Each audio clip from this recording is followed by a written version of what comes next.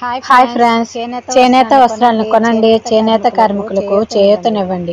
మీరు చూస్తున్న ఈ శారీస్ వచ్చేసి ఆప్కో హ్యాండ్లూమ్ షాప్ లో ఉన్నటువంటి చేనేత వస్త్రాల్లో పోచంపల్లి చీరలు అయితే చూపిస్తున్నానండి.